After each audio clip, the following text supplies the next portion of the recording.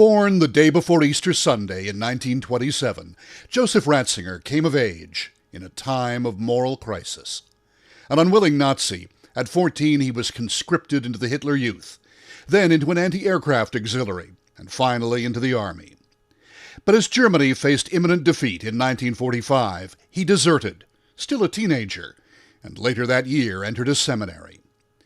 He and his older brother Georg were both ordained on the same day in 1951.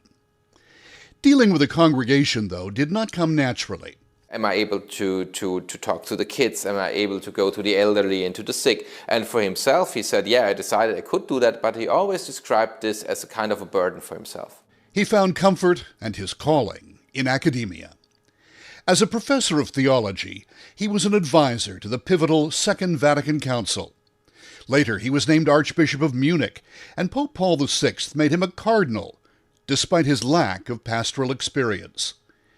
Devoted to the perfection of spiritual ideas, rather than the spiritual needs of an imperfect flock, he was seen by some as cold and bookish and rigid, an image that was not softened when John Paul II named him prefect of the Congregation for the Doctrine of the Faith.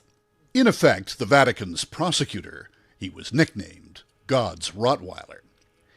When John Paul died, Cardinal Ratzinger said he prayed not to be elected to succeed him. Cardinale Ratzinger. But 3 days after his 78th birthday, he was. And after nearly a quarter of a century of enforcing Catholic doctrine, he was not about to start changing it. In nomine Patris et Filii. As Pope Benedict XVI, he held fast to traditional views, condemning homosexuality and birth control and divorce. By seeming to roll back some of the reforms of Vatican II, he strained relations with Eastern Orthodox Christians and with Jews. It didn't help that he reinstated an excommunicated bishop with a history of Holocaust denial. But he is said to be the first pope to actually remove child rapists from the church, kicking out hundreds of pedophile priests. And after 8 years in the chair of St. Peter, he became the first to voluntarily retire. He said age made him unable to keep up with the demands of office.